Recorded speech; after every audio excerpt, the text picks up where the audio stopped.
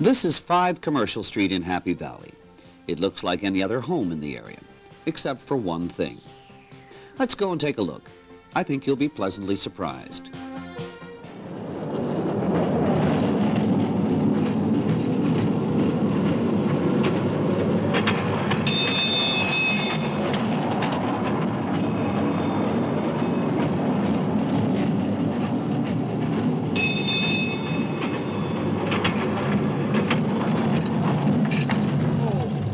That was fun.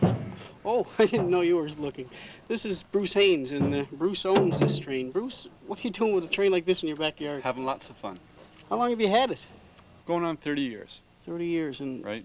Quickly, you know, how does it work? It's operated by a 1.5 horsepower electric motor. Mm-hmm. We have various control switches that we can operate in the train or from a control panel. Now, I understand you've got a lot more trains. Right, yeah. Want to take a look? Sure, I'd love to. Let's take a train ride inside. Okay, here we go.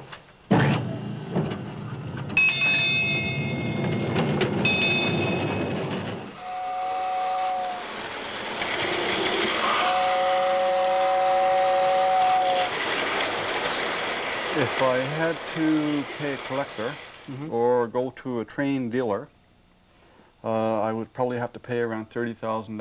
$30,000, and how many pieces would you be talking?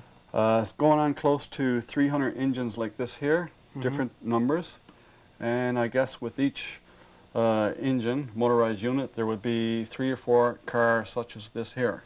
So let's go back. You know, where did it all start? How did you develop an interest? Well, I had a train when I was small, around 5, a small oval, and ever since then I... Did you know then, when you got them, that, you know, I'm going to be collecting these? I really never know what I will be doing, right? But it sort of grew from there, I guess. How did your collection start to build from your first one? The first one, I have a few pieces left probably, I'm not too sure, right? And I try to find something that's different, some kind of car. I'm mostly interested in the operating car, something with a bit of movement, because having a train that goes around in a small circle is not that much fun. So you want something visual? Visual, just like the real railroad. They'll puff smoke, you can blow the whistle. When it's complete or all set up, when I finish the wiring, you can control everything from this position and possibly run 10 trains at once, plus unload and load up the cars to go from one point to another, one factory or whatever. With such a vast collection, do you belong to any kind of a train collectors club? For the last 2 years. Is that in Canada? Yes, Canadian club, Lionel Collectors Club of Canada. Now, Lionel, I understand, is a pretty big name in train. Right, yeah. They were the old people out in the front with model railroads, making them since, what, around 1900. 1900. That goes back a long way. Right. How far back does, say, some of your prize pieces 1934, somewhere around there.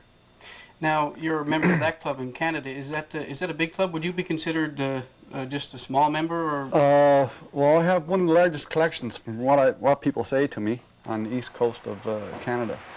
But compared to down in the States, where they have maybe 200,000 members, and down there, things like this here, there's a lot of this around. Everybody had a train down there. Are there any pieces that you haven't got that you'd like to acquire? Well, I would like to acquire every piece that this company made, but it's kind of impossible. So what I really concentrate on is a type of car or engine that I don't have, or an accessory. I'm mostly interested in accessories, something that moves, something that I can fool around with. Now, on the other hand, are there people that get a hold of you looking for pieces? Not too much, because I'm up here in Labrador, and there's not too many people in Labrador that are interested in, or, well, a few people interested, but not many collectors or anything like that. Now, you don't just collect them, but you also make some. If we can show here. How many have you made?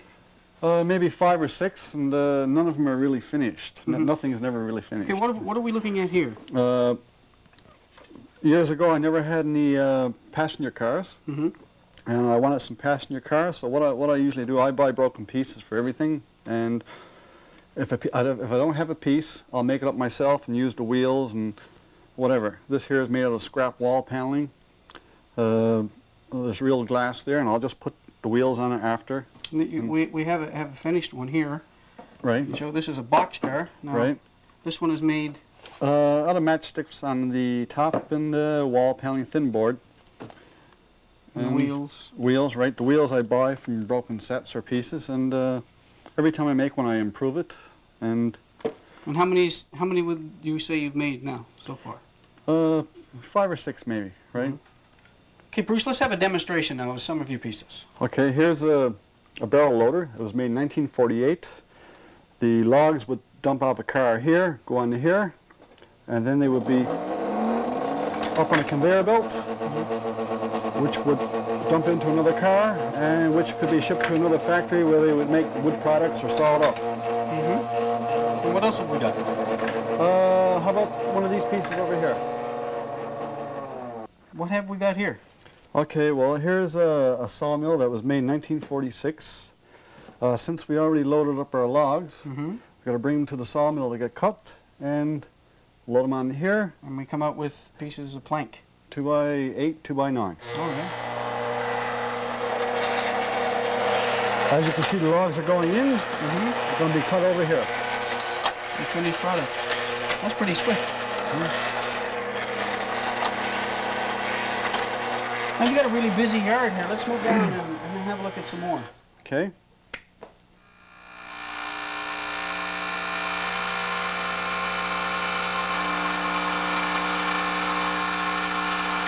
Okay, Bruce, where are we now?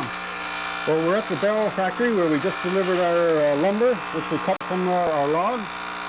And now we're making barrels to be shipped somewhere, whoever wants to buy them. These pieces we've been looking at, what kind of price range are we talking about to add these to your collection? Depends on how rare they are and the condition that they're in and if they have been repainted.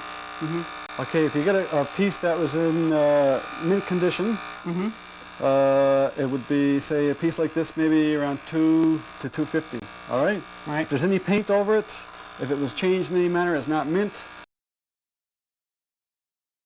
Now, I noticed I saw working earlier your culvert mover. Right, Let's go down and have a look at that one. Oh, yeah, sure.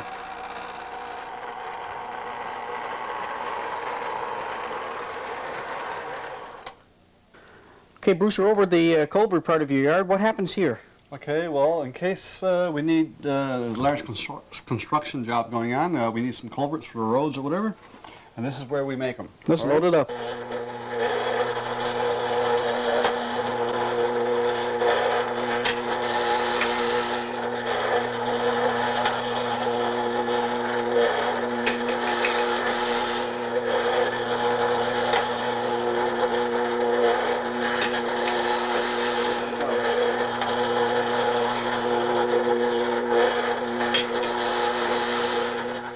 Okay, Bruce, all loaded up now. Where are we off to? All ready for delivery.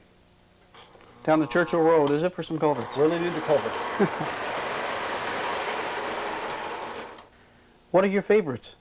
They're really all my favorites, but I have a few pieces that are larger, more heavier, and more rare than a lot of other ones, but these are probably the most best ones I have. Okay, tell me about this one here. It's really heavy. How heavy is that? Mostly these engines will go around roughly 8, 9, 10 pounds, all right? This here is a number 773. The value of each piece would depend on the number, all right? And the value of it would also depend on how many were made and when it was made. This one here was made in 1950. It sold for $55 new. And in 1950, $55 was very much money. So it never sold too well. So then it was made 1 year, then discontinued. And right now, depending on where you sell it or whatever, you can go up to maybe 2,000 to 3,000 or 18 or whatever. It's worth that much? Depending on the condition, yeah. And we have another one here that you're trying to restore to its original condition. This one here is a 746, made 1956, I believe. Or is it 47? Or, okay, anyway. It's like an antique. When you paint something that's old, automatically loses its value. All right, so this one here apparently was painted before, and what I'm trying to do is scratch off all the old paint to try to get down to the original finish. Right, so what it looked like is there's still paint over here on this side. Over that side, yes. You're trying to get rid of that. Right. So how long, will you get this back in its original state? fairly close, but then again, it's still not the original. The only way you're going to get the original is right out of the box. What's the ultimate goal now for your room? I'll have maybe 10 trains running at once with plastic scenery, paper Paris, and plaster. Everything will be remote control working from this panel here. I'll be able to unload any finished product from any industry right from here and move it anywhere to any other place in the track here. So how long do you figure now you'll be collecting trains? It will never stop, I guess, like everything else.